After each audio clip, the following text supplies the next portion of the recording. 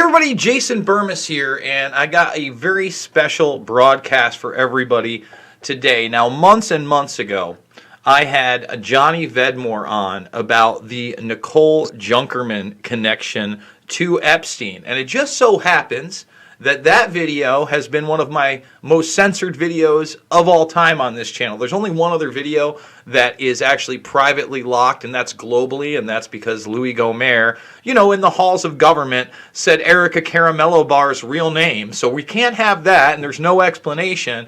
But on this case, it's actually in two separate European countries for two separate reasons. One because of my thumbnail, one because of a defamation claim.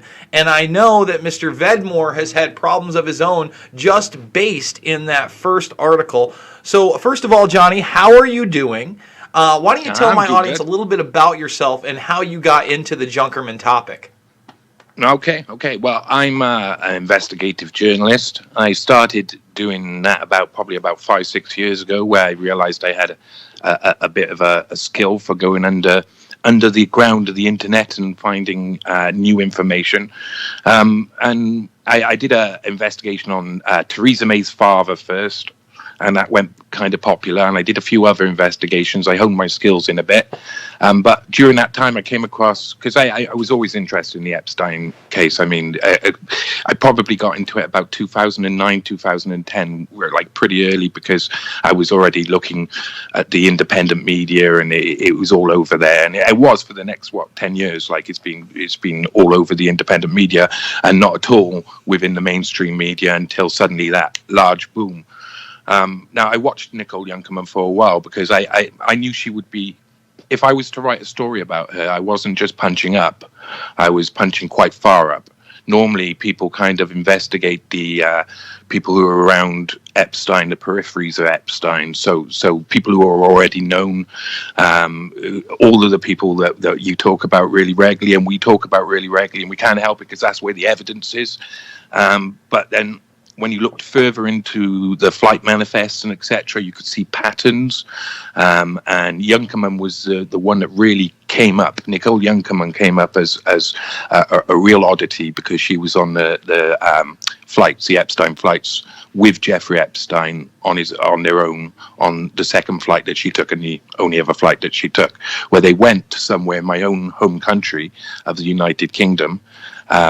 And they flew from Paris to Birmingham. And that got me really interested. Why was she in my country with this child trafficking paedophile? What was her link? Who is she? So I went and I started watching her about, like I say, it was probably about, I've said in my stories before, probably about 3.5 years ago, 4 years ago, I started really looking into who she was. And I came across amazing connections. One of the biggest, of course, was the Carbine 9/11 connection with Ehud Barak and Pinchas Bukris, who are all Mossad agents, and all of the ex-tech cyber unit for the Mossad.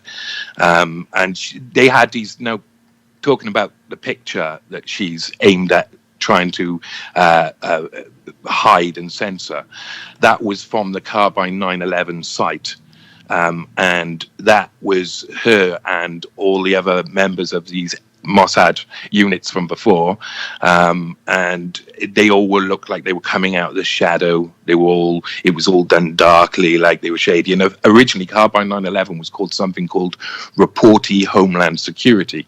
So it was marketed not at everybody. It was marketed just at the governments. It was like saying, look, we're Homeland Security. We're coming out of the shadows. We're half in, half out. We've got this idea of trying to help privatize, I suppose, the emergency services sectors of your countries, which would then ideally put them in place for gathering a massive amount of data. Nicole Junkerman was fantastic. Her history just amazing. 1995, She was a model for Elite Models. That's John Casablanca's Elite Models. That's alongside people like Naomi Campbell and the biggest stars, of the day. John Casablanca's lots of links with Trump as well. I came across a fantastic picture of Trump and John Casablancas. I suppose it was around this time. It must have been about 1993. And John Casablancas is coming into Trump's house with two teenage girls on either side with like a big look on his face, like, look, I bought you some presents. And Trump is looking like just, oh my God, I'm so happy, and etc. And John Casablancas had a lot of rumors going around, and there was a lot of bad stuff. But I didn't look heavily into John Casablancas, apart from I was trying to track down early on. I was trying to track down Nicole Junkerman's appearances in Elite Models. Mm-hmm. Now, if you think about the fact that of the time she was in the biggest modeling agency, even if you look at the names she shared that weren't as big as her, they're all over the internet. You put in their names, you will get loads of results back of them modeling in the 90s, in the early 90s, because they were on catwalks. Let's just stop it for a second, Johnny, just so my audience understands, okay. Because, this isn't an older woman at the time. All right, so let's kind of review that first article. First of all, you make the connection via the flight logs. Then you try to track down where exactly Epstein and her were traveling. And then on top of the fact that she seems to be even though she's not the most popular, she's in a high-level modeling agency in her early 20s, yet she's still behind the scenes. Most models that are promoted on that level, you're seeing in magazine shoots, you're hearing about them on, whether it be Entertainment Tonight or the E! Channel or in the tabloids around the world. This wasn't the case with that woman. And then for them to heavily go after anybody that even mentions her name in connection to Epstein, when you have this whole Carbine 911 narrative being played out. And you look at that, Whitney Webb's done some excellent work. For those that don't understand, from modeling to Carbine 911, explain to people the track trace database app that is Carbine 911, and then we'll go from there. Okay, Carbine 911 works upon like a software engine. It's a platform that allows, in cases of emergency situations and pandemics, etc., the data to be gathered from everywhere, every smart source you can possibly imagine, every phone, everything, permission everywhere, so that they can better facilitate emergency situations. They can bring in ambulances, and they can see you straight from your phone, which I can't see why they can't do anyway. But basically, they're a middle unit. They're trying to get in between a state and its people. And that seems very, nowadays in the world where everything gets privatized, that seems like they're trying to capture the market that they knew was already coming. Carbine 911 has now really gone in at trying to get the COVID track and trace contracts. They were appeared in a puff piece that I mentioned in one of my articles, Forbes puff piece, where they basically try and negate the fact that they've been involved in shady intelligence base. Everybody's linked with somebody shady, and they've tried to say, "Oh well, we're good people now." They've actually got rid of Junkerman, Ehud Barak, and Pinchas Bucharest off their website completely. So they've hidden those photos, they've changed them all around, and that's a real interesting thing that they're hiding. They're saying, well, we got to clean up our image. Let's get rid of Ehud Barak off the website. Let's get rid of Pinchas, and let's get rid of Nicole Junkerman off the website. Redo all of the images and try and pull all of the images back that they originally put up of them all standing together in the shadows, which is why they're aiming and concentrating at censoring that at first. They're worth I think they've got investments of over 55 million. So they've got call center, they've got hundreds of staff, and they weren't expecting someone to come in and just find the link. No, Epstein literally is quoted in that Forbes article as a small passive investor. They try and play down how much of a role he had to do. But this is Junkerman's second or third connection with Epstein when you go down the line. You know, this is she's obviously not only involved with him in 2002, but all the way forward in 2018 after he and 2017, 18, 19 after he's already been outed so long ago, and it's so very obvious who he is. And let me stop you there. Within Carbine. Okay. Well, I just want to stop you there because I think that's an important part of this story. Because when you look at what happens to him in Palm Beach, first of all, that's long overdue. We now have the Maria Farmer story where she goes to New York and the FBI back in the late 90s. You can only imagine how many other people blew the whistle prior to Palm Beach. But after Palm Beach, there really is no plausible deniability by these big tech corporations that are not only taking donations from Epstein, or they're taking investments from Epstein, or they're trying to repaint him as some kind of a, tech guru, but they're interacting personally with Epstein, and that's why you have people like Bill Gates in photographs with this guy, and they're all trying to censor that relationship because, lo and behold, the world population isn't so far gone that when you have high-level pedophiles hobnobbing with the techno elite, that there isn't problems. And now let's get to the censorship, because I want to get to your second article that's out there. Tell people where to find that. Again, I've never had someone so aggressively go after my work as Junkerman. First of all, they tried to take me to a copyright claim on the photographs I used in the thumbnail, which clearly, I'd pieced up, it's fair use, etc. And they lost that one. But then you look at what they were able to get away with. And remember, this channel, folks, is fully demonetized. I still haven't even gotten one email on any of my videos that are supposedly harmful content. I'm just harmful content. We put in, like I said, for the review. That's now almost 3 weeks ago. No one's gotten back to me. I don't expect them to. So if you can support me, again, this is how we do it. It's the GoFundMe. But I want people to see, where you can find this in-depth work. It's vocal.media. You can find both of these articles.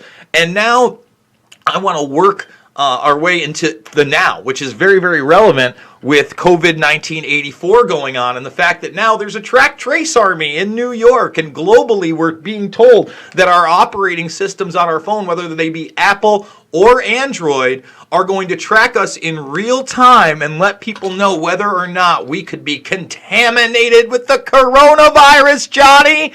Tell us how we work our way into that. Wow.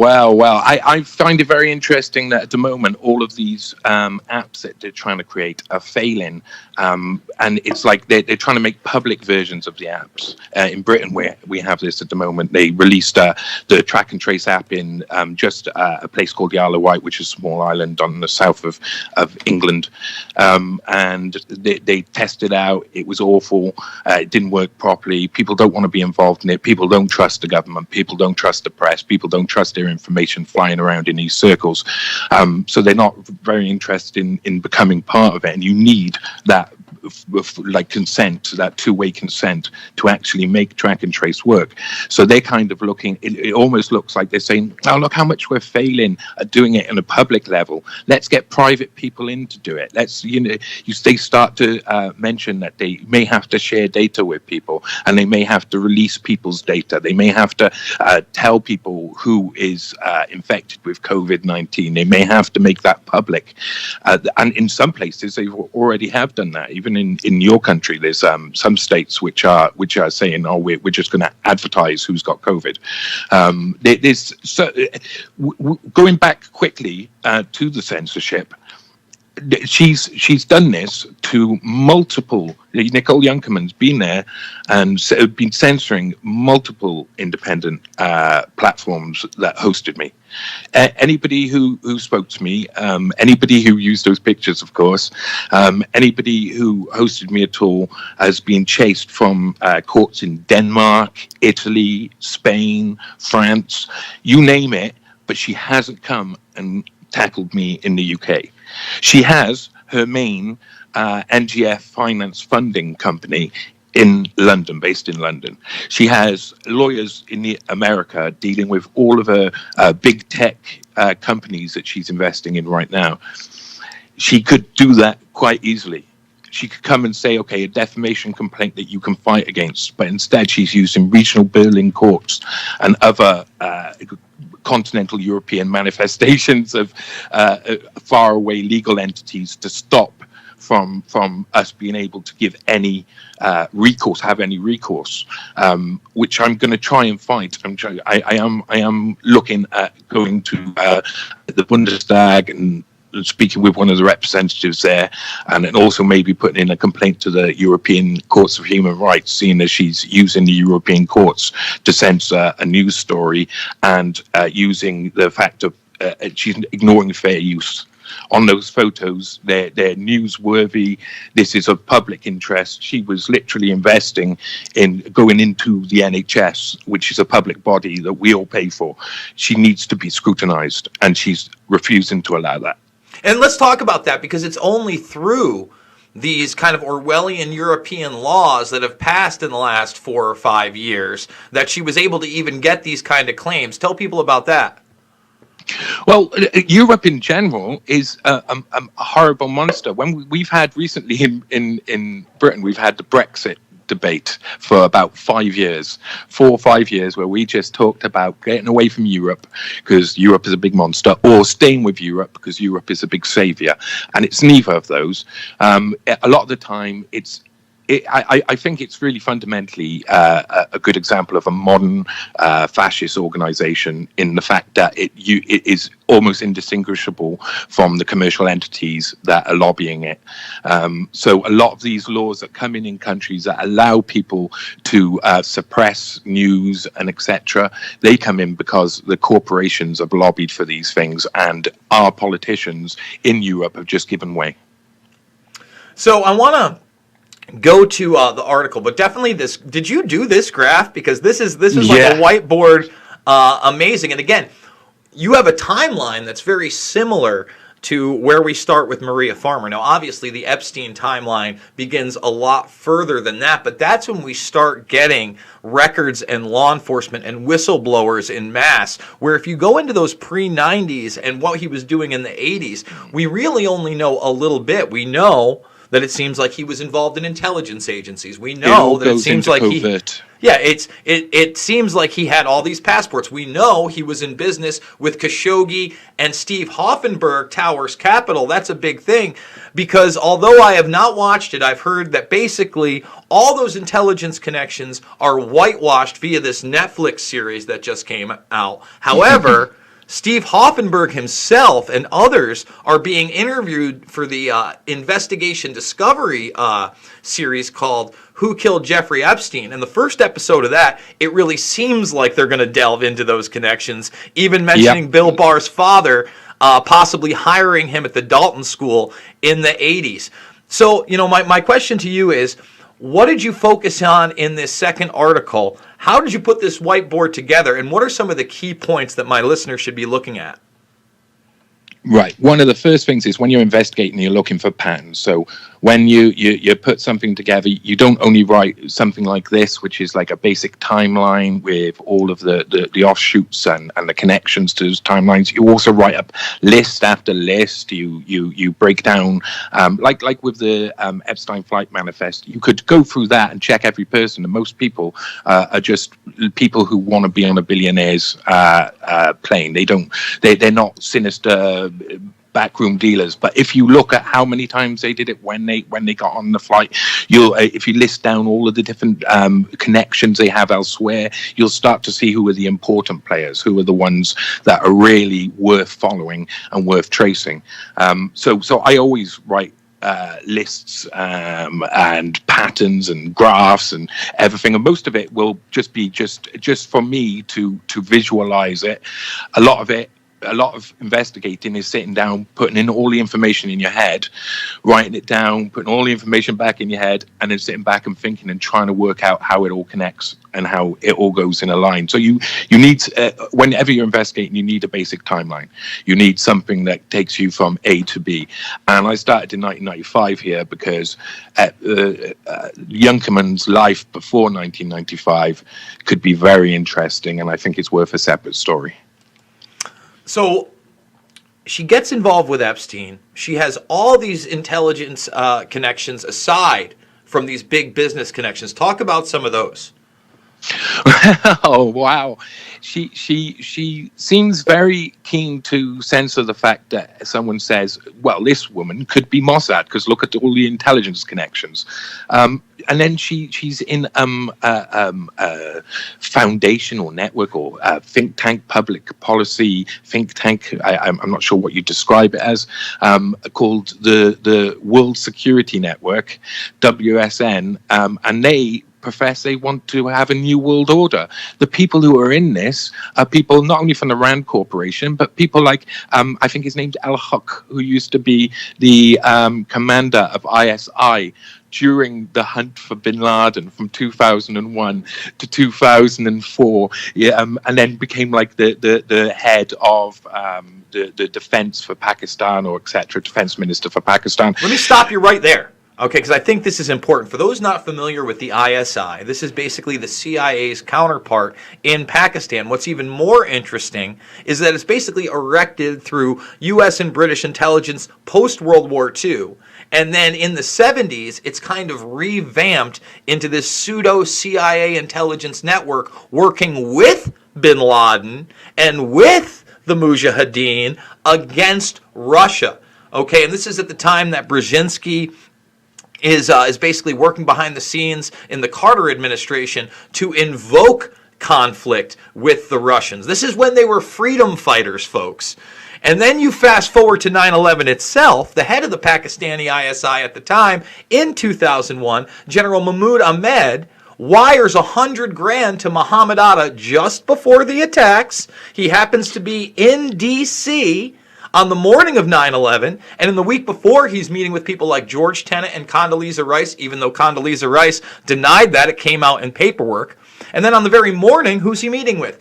He's meeting with Bob Graham and Porter Goss. Now, they chair the initial investigation into 9/11 where we had those 28 pages redacted. On top of that, he meets with Joe Biden later in the week where Biden brags that this dude is the number one or the number two guy in all of Pakistan, and they had a great talk together. Meanwhile, Pakistan is never named as an enemy in the war on terror, and the person that facilitated that $100,000 wire transfer from the head of the Pakistani ISI is a man named Omar Saeed Sheikh. Now, this is the guy that they pinned the Daniel Pearl murder on, and he was supposed to be executed a couple months ago. Guess what? They let him out. He's out.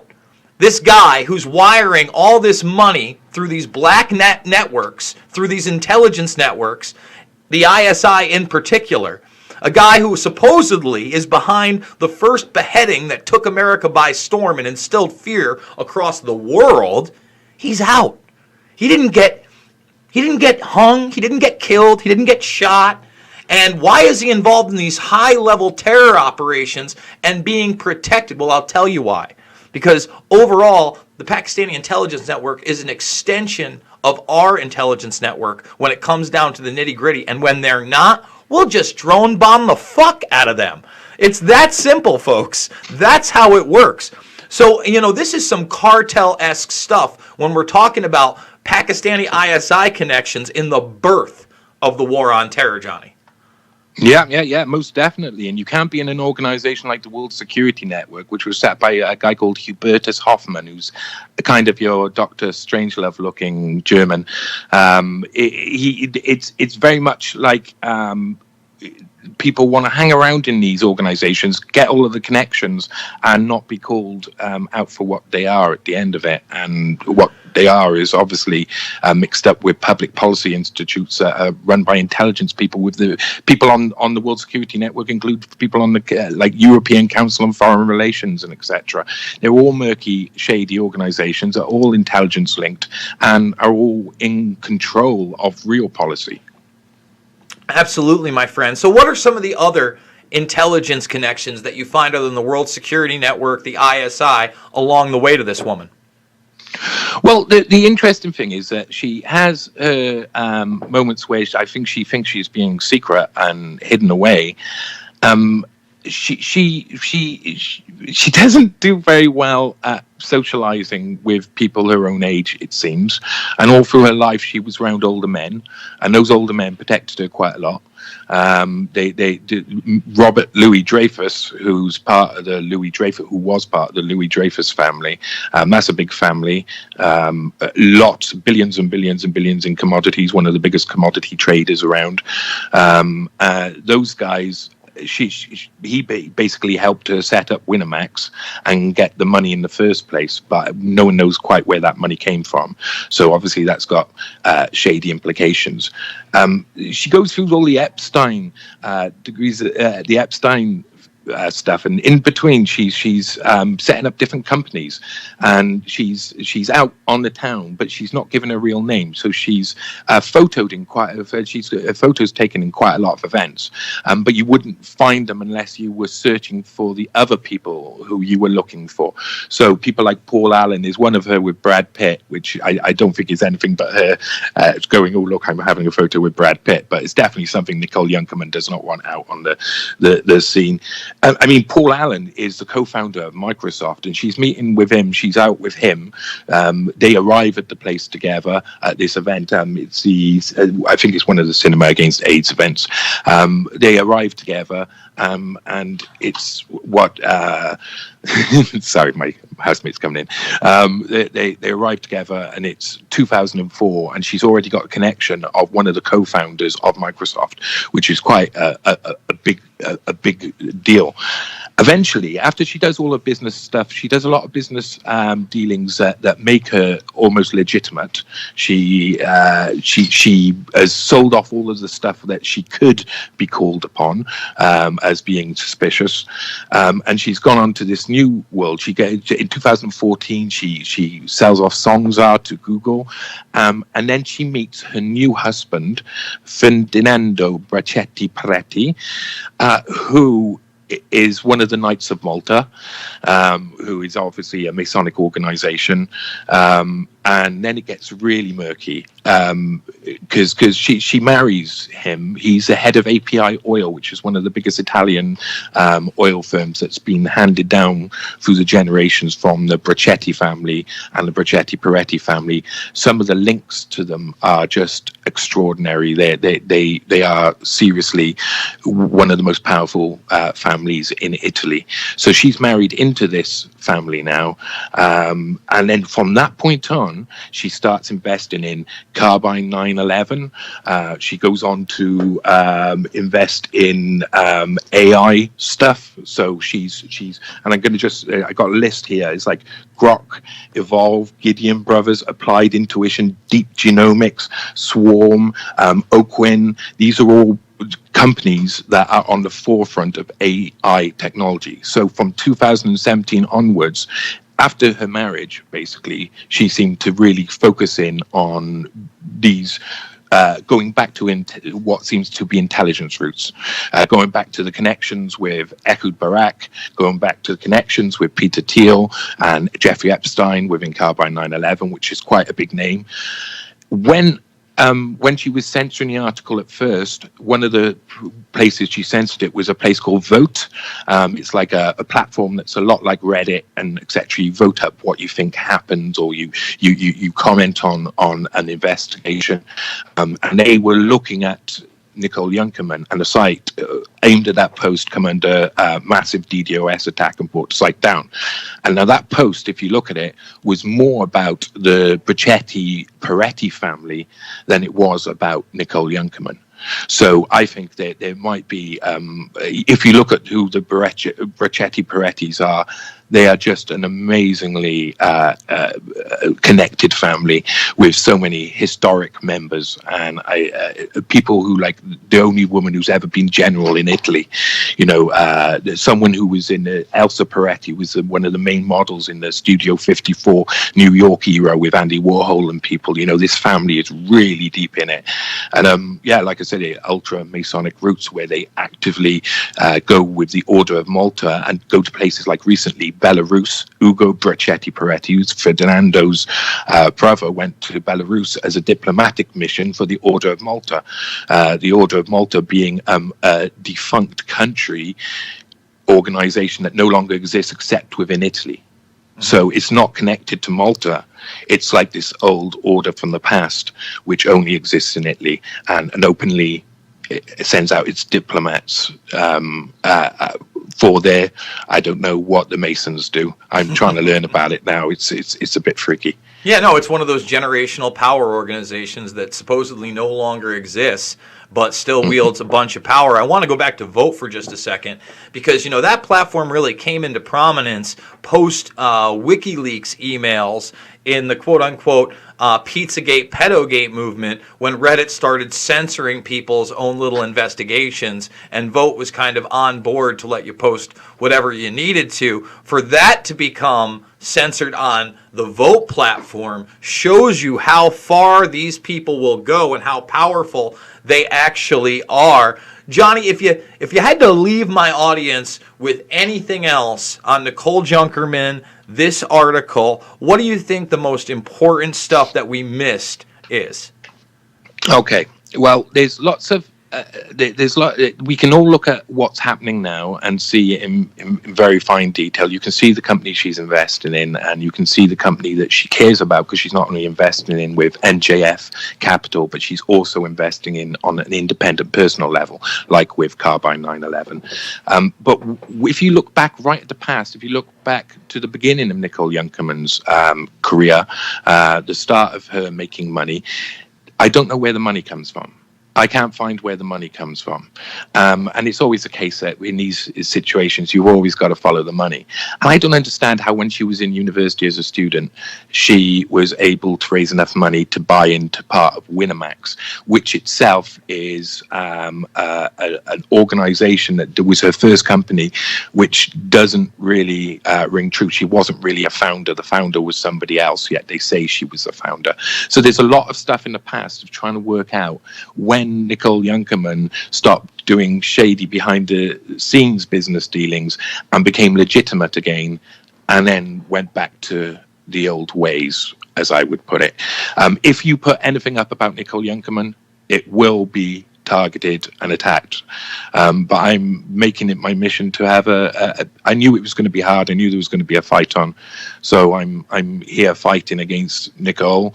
But I just want the truth, and I want her to accept responsibility for her own actions. She's the one who's... Whoa. Personal responsibility? Prosecution I know. Of minions of the predator class, people involved with, basically pseudo-royalty and other... states, it's not like police brutality or a race issue, so we can't just have justice. See, that's what the problem is. What we're talking about here, and I'm not trying to, say what didn't happen in the States isn't wrong. I don't think that Derek Chauvin should be out there. I think he should be charged with murder. I think he should be convicted based on that evidence. I don't think we should be tearing our cities up. And I get it. The protests are fine. But just the idea that people are willing to get out there on this small level of the injustice system, the small levels of local authorities being corrupt and protecting their own, which is a real thing. But then we can't get out in the streets against the tech billionaires or the injustice system that allowed Jeffrey Epstein not to kill himself twice. Twice, folks. I mean, we can't get out in the streets about that. We can't get outside of the Department of Justice and demand action and trash the Department of Justice. See, that's not a thing. When I went out there to protest what they were doing to Julian Assange in D.C., there were 25 of us, not 2,500 of us. And there wasn't a threat of violence against a government building instead of small businesses and targets across the nation. I mean, it's madness. So Johnny, before we go, how do we bridge that divide and say, hey guys, this is stuff that's truly affecting all of us. It's not just in certain communities. It's not just your rogue, abusive officer or racist authoritarian. All of these authoritarians at the top don't give a fuck what race you are. We're all ants, pets, whatever you want to call it to them, and we can be replaced. And in this era of COVID 1984, I really think this is a big move to start creating that automation nation that doesn't need us anymore, Johnny. They've got visions. They've had an idea for the future for a long time. They've been planning this for a long time. If you go back to look at Gates's speeches back in 94, 95, 96, he describes the world today perfectly. He describes exactly where we are and exactly what we're doing and exactly how we're using this technology to give away more of our freedoms. And it's going to continue happening if we don't do something. Now, I think that the whole world is waking up to what has really been going on. Some people are feeling really, really, really stupid. You've got to get out there and you've got to argue with people, including the people. And when I say argue, I don't mean be aggressive towards people. You've got to put your side across to people in a rational way, because rationality is really what will change minds and will make people move on. In relation to what's going on in America at the moment, I think we're going to see a lot more of this. And what's very interesting, on the night of the second night, I think it was, of the Minnesota riots, I was watching Unicorn Riot. They do a brilliant job of actually getting in amongst the crowds and talking to the people who are rioting, something that CNN and Fox and everybody couldn't do anymore. That morning, of course, none of the press mentions the Unicorn Riot, etc., and how good their work is. Instead, they had this scene where they brought in a black CNN correspondent and arrested him to show that there was actual mainstream media at the event when there were no mainstream media. Everybody in that riot, if you watch the whole night, Unicorn Riot, walking around talking with every single person, it's amazing. You really hear what people are saying. And the problem is that they're not listening to those people. They no longer have integrity enough to be able to stand, that's the establishment, the mainstream media, etc., to stand in amongst those people and find out what's going on, because they have lied and conspired against them. Well, you know what? You look at like when the Yellow Vest movement was going strong 6 months in, maybe a little bit less than 6 months in. They set fire outside of media organizations. And that's the thing. Look, I get it that some of this stuff is being provocatored by police. In fact, if you go to my Twitter feed, you can actually watch cops in uniform knocking out windows because the police officers and their offices, right, their precincts were under attack first. It was their vehicles. So how do you actually, make it look like people are rioting in places they're not, and you can actually put tear gas on people? It's agent provocateurs. They've been around forever. But then people buy into that system, and they do start looting. The chaos does ensue. So, Johnny, until we target the enemy, and like you said, the mainstream media doesn't want to be there because people are targeted. Until we do that, I think we're in big, big trouble. Vocal.media is where you can find the latest Nicole Junkerman 3.0 model or Mossad Carbine 911 and their COVID app World 3.0 and how to censor the news. Johnny, how can people support your work? Come to johnnyvedmore.com. I do a lot more stuff than just Nicole Junkerman. I'm out there. I'm literally a pedophile hunter. So I'm out there hunting people who are offending now. I'm writing stories about that as well. I'm data diving. I'm doing quite in-depth articles on things that are very interesting. Come to johnnyvedmore.com. There's lots of stuff there. Thank you so much, Johnny. Really appreciate it. And I might be doing a 24 and 24 within the week, so maybe we'll have you on for like a 10, 15-minute segment during that as well. If you have the time, I'd really appreciate it. Johnny Vedmore, everybody. He does great work. Thanks again, brother. All right. See you later, boss.